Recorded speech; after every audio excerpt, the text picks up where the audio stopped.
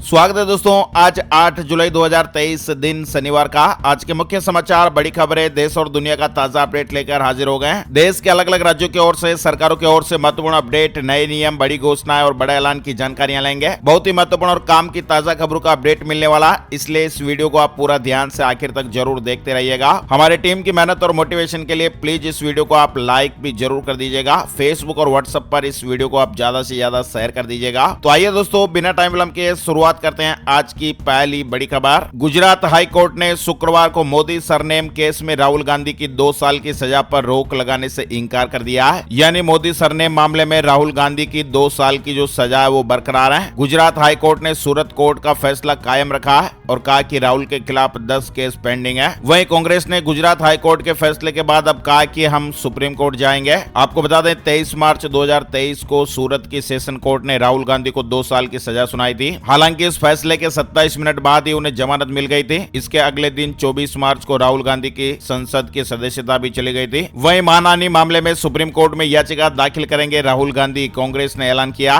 12 जुलाई को देश भर में प्रदर्शन भी होगा। राहुल गांधी के समर्थन में 12 जुलाई को मौन सत्याग्रह करेगी कांग्रेस, वेणुगोपाल ने कहा। बड़ी संख्या में शामिल हो। बड़ी खबर आ रही है, बंगाल में पंचायत चुनाव आज 1,35,000 जवान तैनात किए गए हैं। 30 दिन की हिंसा में 18 लोग जान गंवा चुके हैं। पश्चिम बंगाल में आज शनिवार को पंचायत चुनाव होंगे। पंचायत चुनाव की घोषणा 8 जून को हुई थी और तब से लेकर 7 जुलाई तक राज्य में कई हिंसक झड़पें भी हुई हैं, जिनमें 18 लोगों की जानें जा चुकी हैं। सुरक्षा के लिहाज से पूरे प्रदेश में 1,35,000 जवानों को तैनात किया गया है। 22 जिलों की 63,229 ग्राम पंचायत सीटों, पंचायत समिति की 9,730 सीटों और जिला परिषद की 928 सीटों पर कैंडिडेट किस्मत आजमा रहे हैं। यानी पश्चिम बंगाल में शनिवार आज 8 जुलाई को पंचायत चुनाव हो रहे हैं। वहीं पीएम मोदी ने कहा कि जे भी बनारस आई खुश होके जाए। कहा कि गरीब माँ का बेटा मोदी गरीबों का अपमान नहीं सहेगा। पीएम मोदी शुक्रवार को अपने संसदीय क्षेत्र वाराणसी पहुंचे। पीएम मोदी ने 12,110 करोड़ रुपए की 29 विकास परियोजनाओं का लोकार्पण और शिलान्यास किया। भारत माता की जय, हर हर महादेव, माता अन्नपूर्णा के जयकारे के साथ ही पीएम मोदी ने भोजपुरी में कहा, अब जे भी काशी आई तय खुश होके ही जाए। सावन की शुरुआत में बनारस का साथ हो तो जीवन धन्य हो जाता है। पीएम मोदी ने कहा कि गरीब माँ का बेटा मोदी गरीबों का अपमान नहीं सहेगा। पीएम मोदी ने गोरखपुर में वंदे भारत ट्रेन को हरी झंडी दिखाई। गीता प्रेस के समारोह में कहा कि यह ट्रस्ट नहीं, आस्था है। किताबों से घर घर में संस्कृति पहुंचाई गई। वहीं आपको बता दें, पीएम मोदी आज बीकानेर दौरे पर हैं। चुनाव से पहले 24,000 करोड़ से ज्यादा की सौगातें देंगे। पीएम मोदी आज शनिवार को राजस्थान के दौरे पर रहेंगे। बड़ी खबर आ रही है, बिहार को लेकर जातीय गणना पर फैसला सुरक्षित रख लिया गया है। अगले सप्ताह फैसला आएगा।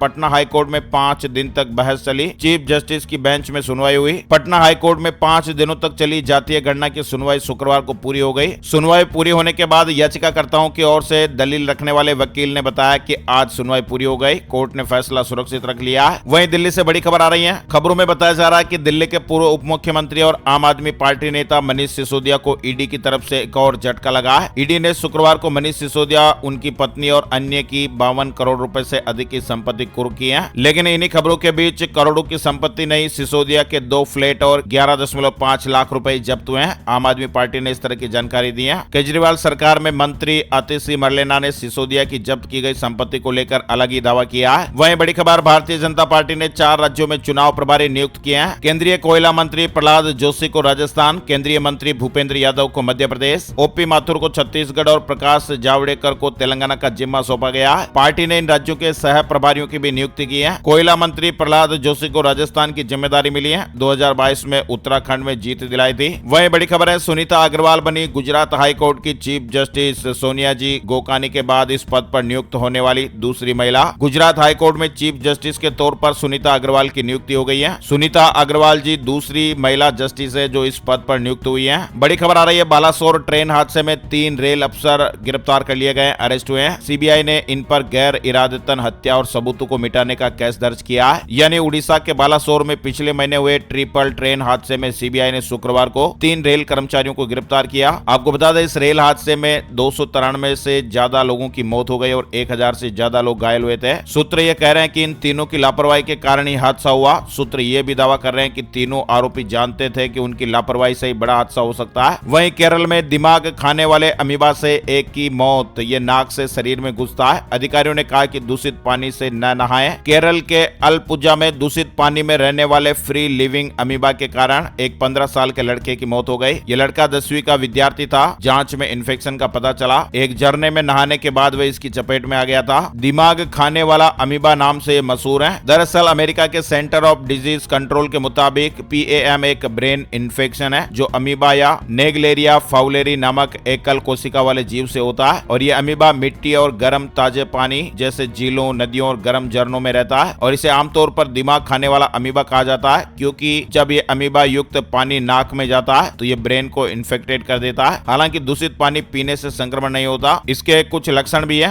PAM के लक्षण आप देख सकते हैं। बुखार, भयानक सिर दर्द होता है, गर्दन में अकड़न महसूस होना, लगातार उल्टियां होना, उलझन होना, आंखों में बेचैनी बर्दाश्त न कर पाना और चक्कर आना। संक्रमित होने के 24 घंटे से लेकर 14 दिनों के बीच इस बीमारी के लक्षण नजर आने लगते हैं। वहीं बड़ी खबर आ रही है ट्राई को लेकर। ट्राई ने जारी किया कंसल्टेशन पेपर। टेलीग्राम और व्हाट्सएप जैसे ऐप पर शिकंजा कसा जाएगा। ट्राई ने टेलीग्राम और व्हाट्सएप जैसे मैसेंजर ऐप को रेगुलेट करने के लिए कंसल्टेशन पेपर को जारी कर दिया है। ट्राई ने 4 अगस्त तक स्टेक होल्डर्स को इस मामले में राय मांगी है। 19 अगस्त तक सभी स्टेक होल्डर काउंटर कमेंट दे सकते हैं। वहीं इस राज्य में 1 अक्टूबर से होगी धान की खरीद, जल्दी रजिस्ट्रेशन कर लें। ये खबर है उत्तर प्रदेश को लेकर। मुख्यमंत्री योगी आदित्यनाथ जी की सरकार ने अभी से ही धान की खरीदी को लेकर तैयारियां शुरू कर दी है। कहा जा रहा है कि प्रदेश में 1 अक्टूबर से धान की खरीद शुरू होगी और इसके लिए प्रदेश में 4000 धान क्रय केंद्र बनाए जाएंगे। बड़ी खबर है देश के सबसे बड़े प्राइवेट बैंक ने लोन को महंगा कर दिया है। EMI भी बढ़ जाएगी। प्राइवेट सेक्टर के बैंक HDFC बैंक ने MCLR में 15 बेसिस पॉइंट का इजाफा कर दिया है और ऐसे में अब HDFC से लोन लेना महंगा हो जाएगा और EMI में भी इजाफा हो जाएगा। वहीं मोबाइल नंबर की तरह पोर्ट हो सकेंगे क्रेडिट और डेबिट कार्ड। 1 अक्टूबर से शुरू हो सकती है कार्ड की पोर्टेबिलिटी।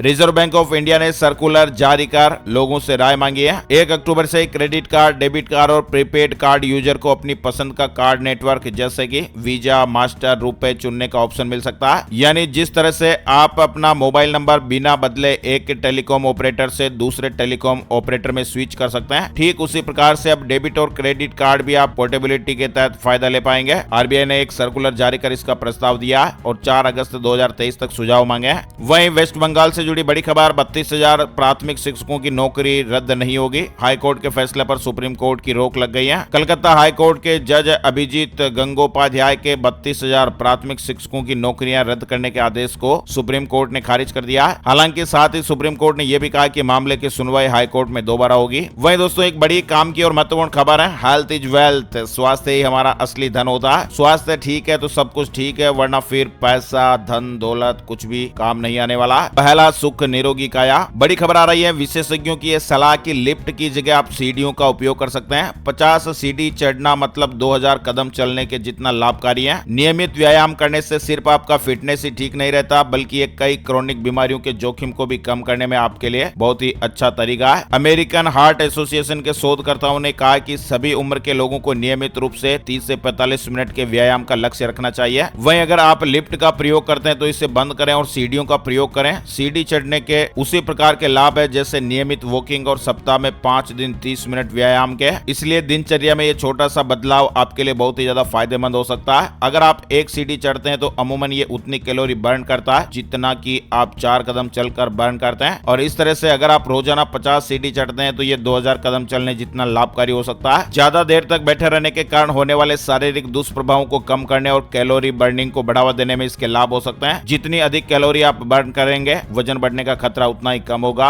वहीं बड़ी खबर आ रही है खराब मौसम के चलते अमरनाथ यात्रा रोकी गई। बद्रीनाथ हाईवे भी बंद हो गया। उत्तराखंड के धारचूला में बादल फट गया। हिमाचल प्रदेश में लैंडस्लाइड में बाल बाल बची कार। बहुत सारी घटनाएं देखने को मिली है। मौसम विभाग ने अगले 24 घंटों में बिहार और तेलंगाना को छोड़कर देश के सभी राज्यों में बारिश का अलर्ट जारी किया हुआ है। वहीं जम्मू कश्मीर में भारी बारिश और खराब मौसम के चलते अमरनाथ यात्रा रोक दी गई। जम्मू कश्मीर में खराब मौसम के चलते पहलगाम और बालटाल दोनों रूट पर अमरनाथ यात्रा रोक दी गई। अधिकारियों ने बताया कि मौसम ठीक होते ही यात्रा फिर से शुरू हो जाएगी। आपको बता दें अब तक 80,000 से ज्यादा लोग अमरनाथ दर्शन कर चुके हैं। वहीं केरल के कई जिलों में लगातार बारिश हो रही है। कन्नूर और कासरगोड में तो रेड अलर्ट जारी किया हुआ है। जयपुर में भी तेज बारिश हुई, जगह जगह पर पानी भर गया। 3 दिन 7 जिलों में भारी बरसात का अलर्ट है। राजस्थान में मानसून के फिर एक्टिव होने के साथ ही तेज बारिश का दौर शुरू हो गया। जयपुर में शुक्रवार शाम को बारिश हुई। मौसम विभाग ने राजस्थान में 10 जुलाई तक अधिकांश हिस्सों में अच्छी बारिश होने का अनुमान जताया। वहीं मुंबई में भी भारी बारिश का दौर जारी है। IMD ने कहा कि शनिवार को भी भारी बरसात हो सकती है। चलिए उत्तर प्रदेश से जुड़ी बड़ी खबर आ रही है। जेवर एयरपोर्ट से जुड़ी हुई खबर है। अब इन 14 गांव की जमीन लेगी सरकार। किसान भाइयों को मिलेंगे 15,000 करोड़। जेवर में नोएडा इंटरनेशनल एयरपोर्ट के पहले चरण का काम काफी तेजी से चल रहा है, लगभग आधा काम पूरा कर लिया गया है और उम्मीद की जा रही है कि 2024 में पहले रनवे से विमान उड़ान भरेगा। खबर आ रही है कि जेवर के 14 गाँव में करीब 2053 हेक्टेयर जमीन का अधिग्रहण किया जाएगा। इसमें 3 रनवे बनेंगे। इस प्रक्रिया में गाँव वालों को मुआवजा देने और जमीन अधिग्रहण के लिए करीब 15,000 करोड़ का खर्च आएगा। उत्तर प्रदेश सरकार ने एक नोटिफिकेशन भी जारी किया है। वहीं उत्तराखंड में सरकारी भूमि पर अतिक्रमण आसान नहीं होगा, 10 साल तक की सजा का प्रावधान। सीएम पुष्कर सिंह धामी की अध्यक्षता में आयोजित कैबिनेट की बैठक में कई महत्वपूर्ण फैसले लिए गए। उत्तराखंड में अब सरकारी भूमि पर अतिक्रमण करने पर सख्त सजा का प्रावधान किया गया है और इसके तहत सरकारी भूमि पर अतिक्रमण करने पर न्यूनतम 7 वर्ष तक की सजा का प्रावधान किया गया है, जबकि अधिकतम 10 साल की सजा का प्रावधान भी है। इसके अलावा जुर्माना भी वसूल किया जाएगा। वहीं हमारे देश में पहली बार डिप्रेशन की हुई सर्जरी। भारत ने साइको सर्जरी के फील्ड में एक बड़ी उपलब्धि हासिल की है। मुंबई के जसलोक हॉस्पिटल में एक महिला की डिप्रेशन की सर्जरी हुई और ये महिला 26 साल से डिप्रेशन की शिकार थी। यानी देश में पहली बार हुआ कि जब किसी की डिप्रेशन की सर्जरी की गई हो। ये ऑस्ट्रेलिया महिला अपनी सर्जरी कराने के लिए भारत आई थी। वहीं इलाहाबाद हाईकोर्ट की ओर से महत्वपूर्ण अपडेट देख पा रहे हैं। पहली की मृत्यु के बाद दूसरी पत्नी को रिटायरमेंट लाभ का अधिकार नहीं, हाईकोर्ट ने यह बड़ा आदेश दिया।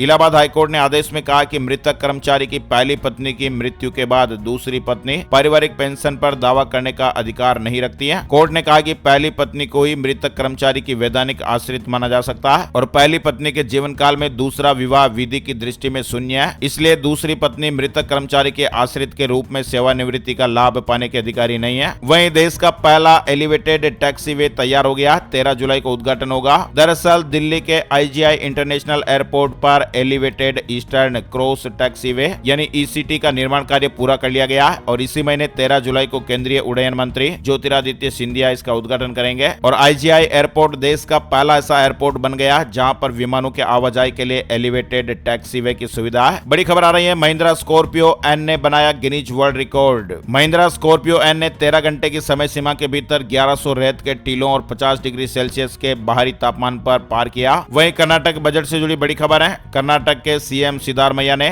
3.28 लाख करोड़ रुपए का बजट पेश किया। राज्य के प्रत्येक परिवार को हर महीने मिलेगी 5,000 रुपए के लगभग की मदद। मुख्यमंत्री ने कहा कि विधानसभा चुनाव के दौरान दी गई 5 गारंटी को पूरा करने से राज्य सरकार प्रत्येक परिवार को हर महीने 4,000 रुपए से लेकर 5,000 रुपए तक की अतिरिक्त वित्तीय मदद मुहैया कराएगी। कांग्रेस ने मई में संपन्न विधानसभा चुनाव के दौरान 5 गारंटी देने की घोषणा की थी। इसमें महिलाओं को बस में मुफ्त सफर, 200 यूनिट तक की बिजली फ्री, गरीबों को 10 किलोग्राम मुफ्त अनाज देने की घोषणाएं हुई थी। इसके अलावा बेरोजगारों को 3,000 रुपए भत्ता। सिद्धारमैया ने विधानसभा में रिकॉर्ड 14वीं बार बजट पेश करने का नया रिकॉर्ड बनाया। वहीं बड़ी खबर आ रही है, रिलायंस के 36 लाख शेयर होल्डर्स को मिलेगा दिवाली गिफ्ट। देश की most valuable company Reliance industries telecom के बाद अब फाइनेंशियल सर्विसेज सेक्टर में भी बड़ा धमाका करने की तैयारी में है। रिलायंस इंडस्ट्रीज के 36 लाख शेयर होल्डर्स के लिए ये गुड न्यूज है। इस साल दिवाली से पहले उन्हें तगड़ा गिफ्ट मिल सकता है। वहीं अवैध दवाइयों को रोकने के लिए भारत और अमेरिका ने विशेष अभियान चलाया है। कई एजेंसियों का सहयोग लिया गया है। व्हाट्सएप पर जरूरी चैट को अब फिल्टर करना आसान होगा। कंपनी जल्द एक नया अपडेट जारी करने वाली है। उत्तर प्रदेश पुलिस में 52,000 कांस्टेबल के अलावा इन पदों पर भी नियुक्तियां होगी। दरअसल पुलिस ने अपना ट्वीट में कहा कि शासन ने वर्ष 2017 से 2023 तक 1,29,011 पुलिस कर्मियों को पदोन्नत दिया।